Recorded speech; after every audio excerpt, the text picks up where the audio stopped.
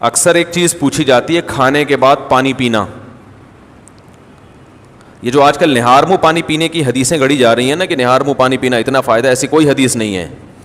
ہمارے علم میں نہیں ہے کہ نبی صلی اللہ علیہ وسلم نہار منہ پانی پیا کرتے تھے. نارمل زندگی گزارنی چاہیے اچھے بچوں کی طرح. صبح صبح اٹھ کے گھڑے پہ جا کے یہ فریج پہ بوتلیں نکال کے پینا جبکہ پیاس بھی نہیں لگ رہی, تو ڈاکٹروں کی تحقیق ہوگی, مگر یہ تحقیق بعد میں بدل بھی سکتی ہے. بہت ساری تحقیقات بدل گئی ہیں, تو نیچر سے کبھی نہ ہٹو.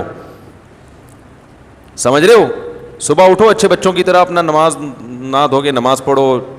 جب بھوک لگنا شروع ہو جائے تو کھانا کھا لو, پیاس لگنا شروع ہو جائے تو بولو بھائی پانی پی لو. بس اس طرح ہنسی خوشی زندگی گزارو, اور تھوڑا ایکٹیویٹی رکھو, کوئی بھاگم دوڑم, کچھ چلت پھرت رکھو, فٹ فاٹ رہو گے انشاءاللہ. بھیلا وجہ اٹھ کے پانی چڑھا رہا ہے. کئی لوگ مبتلا ہو چکے ہیں اس میں. فائدے ہیں اس کے, میں نہیں کہتا کہ فائدہ نہیں ہے, سائڈ افیکٹ بھی ہیں. جو بھی کام آپ ایک نیچرل لائف سے ہٹ کے کرو گے نا, اس کے جہاں فائدے ہوں گے وہاں کچھ ایسے نقصان ہو رہے ہوں گے جو آپ کو بعد میں پتہ چلیں گے. اور بعض نقصان تو ایسے ہوتے ہیں جو پتہ ہی نہیں چلتے کہ یہ اس کی وجہ سے ہوئے ہیں. اس لیے نارمل اچھے بچوں کی طرح زندگی گزارنی چاہیے. کوئی بیماری ہو, اس بیماری میں ڈاکٹر بطور دوا کے تجویز کرے تو ٹھیک ہے. کوئی بیماری ہو گئی نا آپ کو, اس میں بطور دوا کے, بطور علاج کے, وہ ایک الگ چیز ہے, وہ ٹھیک ہے. لیکن نارمل آدمی کو, جوان آدمی کو ایسی ایکٹیویٹیز نہیں کرنی چاہیے اچھے بچوں کی طرح, سیدھا تمیز سے, جیسے اس کے باپ دادا زندگی گزارتے آئے تھے. جانوروں کو دیکھا کبھی صبح اٹھتے ہی پانی پی رہے ہوں جا کے ہیں؟ صبح اٹھتے ہی سارے جانور, ان کو کیا چاہیے, بھوک لگنا شروع ہوتی ہے, کھانا کھاتے ہیں. تو نبی اسی طرح یہ بھی بہت ہے کہ کھانے کے بعد پانی نہ پیو, کھانے کے بعد پانی نہ پیو. سنا ہوگا آپ نے, سب سنتے ہیں کھانے کے بعد پانی زہر ہے, یہ ہے, فلانا ڈمکانا ہے. اس بارے میں کچھ لوگ حدیثیں بھی بیان کرتے ہیں. نبی صلی اللہ علیہ وسلم کی سیرت جب ہم دیکھتے ہیں تو آپ صلی اللہ علیہ وسلم نے کھانے کے بعد پانی پیا بھی ہے, عمل سے بھی ثابت ہوتا ہے کہ پانی پیا ہے. اور نبی صلی اللہ علیہ وسلم نے جو قولی حدیث ہے اس سے بھی پتہ چلتا ہے کہ کھانا اور پانی ساتھ ساتھ ہیں. ابھی آدھا کلپ نہ بنانے, پورا ہونے دیں, تو ایسا نہ ہو آدھا کاٹ کے پیش کر دے. دیکھو حدیث میں آتا ہے رسول اللہ صلی اللہ علیہ وسلم گھر سے نکلے, شدید بھوک تھی آپ کو, شدید بھوک, پریشان ہو کے گھر سے نکلے. حضرت ابو بکر ملے, کیا مسئلہ ہے؟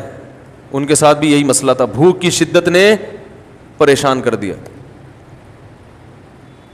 حضرت عمر کا بھی یہی مسئلہ, بھوک کی شدت نے پریشان کر دیا. یہ تینوں اصحاب جا رہے ہیں. ایک صحابی نے کہا, دعوت کی ان کی, اپنے باغ میں لے کر گئے, تر کھجوریں سامنے لا کے رکھیں. آپ صلی اللہ علیہ وسلم نے ان کھجوروں کو تناول فرمایا اور فرمایا ان نعمتوں کے بارے میں ہم سے قیامت کے دن سوال ہوگا. اور وہ کھجوریں آپ نے کھانے کے بعد کنویں کا میٹھا پانی پیا اور سیر ہو گئے. پانی پینے کا مزہ ہی کھانے کے بعد ہے. نہیں آ رہی سمجھ؟ جب شدید بھوک میں آپ کھجوریں کھاؤ گے اور اس کے بعد پانی پیو گے تو کیا مزہ نہیں آئے گا؟ کھجوریں کھا لیں, اب پیاس لگ رہی ہے آپ کا, نہ کھانے کے 3 گھنٹے کے بعد پانی, 2 گھنٹے کے بعد پانی, وہ بہت مصیبت ہے بھائی. یہ نیچر ہے, کھاتے ہی پانی پینے کا دل چاہتا ہے. اور ایک اور حدیث سنا دیتا ہوں. آپ صلی اللہ علیہ وسلم نے فرمایا معدے کے 3 حصے کرو, ایک حصہ کھانا, ایک حصہ پانی, ایک حصہ ہوا. تو یہ جو ایک حصہ پانی اور ایک حصہ کھانا, اس کا صاف مطلب ہے کہ کھانے کے ساتھ ہی پانی ہے,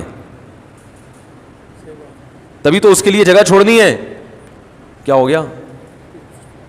اگر کھانے کے 2 گھنٹے بعد پانی ہوتا تو 1/3 کھانا تو وہ ہضم ہو چکا ہوتا ہے, پھر تو پورا معدہ پانی کے لیے تیار ہے. تو دونوں حدیثوں کو ملائیں تو رزلٹ کیا سامنے آئے گا کہ کھانا پانی قرآن میں کیا ہے, کلو وشربو, کھاؤ اور پیو, کھاؤ اور پیو. تو کھانا پینا اکٹھا ہے. لیکن دونوں حدیثوں کو ہم ساتھ ملاتے ہیں. آدھی حدیث لوگ ہیں نا, آدھی نہیں لوگ, پھر مسئلہ خراب ہوگا. دونوں کو ساتھ ملاتے ہیں. ایک حدیث میں آ رہا ہے کھانے کے بعد آپ نے پانی پیا اور کھجور کے بعد, جس میں عام طور پہ منع کیا جاتا ہے. اور دوسری حدیث میں آ رہا ہے کہ 1/3 کھانا, 1/3 سانس لینے کے لیے جگہ. اتنا بھر کے کھاتے ہیں کہ سانس ہی نہیں آ رہا ہوتا, وہ پھیپڑوں کی جگہ نہیں مل رہی ہوتی پھولنے کے لیے. اور 1/3 پانی. تو پتہ یہ چلا کہ یہ پیشکش اس کے لیے ہے جو 1/3 کھانا کھاتا ہے. سمجھ میں آ رہی ہے بات؟ اتنا کھانا کھاؤ کہ پانی کے لیے جگہ ہو. آج کل جو منع کیا جاتا ہے کھانے کے بعد پانی سے, ان لوگوں کو شاید ڈاکٹروں کی مراد وہ لوگ ہوں یا سب لوگ ہی ایسا کر رہے ہیں, وہ یہاں تک کھاتے ہیں, اس کے بعد جب آپ پانی پئیں گے تو وہ کھانا پھول جاتا ہے یا اور مسائل پیدا کرتا ہے, وہ جگہ بچتی نہیں ہے, اس سے نتیجہ کیا نکلتا ہے؟ بد ہضمی. تو وہ تھوڑا کھانا اگر کھایا جائے تو اس کے بعد پانی پینے میں کوئی حرج نہیں ہے, بلکہ فائدہ مند ہے, کیونکہ نبی نے جو کام کیا وہ نقصان دہ نہیں ہو سکتا. دوسری بات یہ کہ پانی کس قسم کا پینا ہے. ہمارے نبی نے جو پانی پیا وہ کنویں کا, وہ ایک نارمل ٹیمپریچر ہوتا ہے اس کا, اور ہمارے ہاں جو کھانے کے بعد پانی پیا جاتا ہے وہ فریج کا نکلا ہوا ٹھنڈا ٹھاٹ. سمجھ میں آ رہی ہے بات؟ اس سے میدے کا کیا ہو جاتا ہے؟ بیڑا غرق. یہ جو ہمارا میدا ہے نا یہ وائز گھومتا ہے ایسے, یعنی میرے لحاظ سے دیکھیں نا یوں کر کے گھومتا ہے, آپ کے لحاظ سے یوں کر کے گھومتا ہے, یہ ایسے گھوم رہا ہوتا ہے یہ. تو جب آپ ٹھنڈی ٹھاٹ چیز پانی اس میں ڈالتے ہو تو اس کی جو گھومنے کی حرکت ہے وہ سست ہو جاتی ہے, اور وہ جو کھانا ہے وہ مختلف قسم کے کھانچوں میں پھنس جاتا ہے. ٹھیک ہے نا, جیسے ایک چیز گھوم رہی ہو نا, کوئی چکی ہے جو اپنے گھوم رہی ہے پیس رہی ہے, تو ظاہر ہے فرق پڑتا ہے نا, اس کی رفتار سلو ہو جائے تو میدے کی رفتار ٹھنڈے ہونے کی وجہ سے کیا ہو جاتی ہے, تو اس سے قبض ہوتا ہے اور درجنوں بیماریاں پیدا ہوتی ہیں. تو پانی کھانے کے بعد پی سکتے ہیں آپ, بشرطے کہ کھانا آپ نے تمیز سے کھایا ہو اور پانی کا ٹیمپریچر بہت زیادہ کم نہ ہو, ٹھنڈا پانی نہ ہو. سمجھ رہے کہ نہیں سمجھ رہے؟ تو اس بارے میں جو حدیثیں پیش کی جاتی ہیں نا کھانے کے بعد پانی نہ پینا, وہ صحیح نہیں ہے.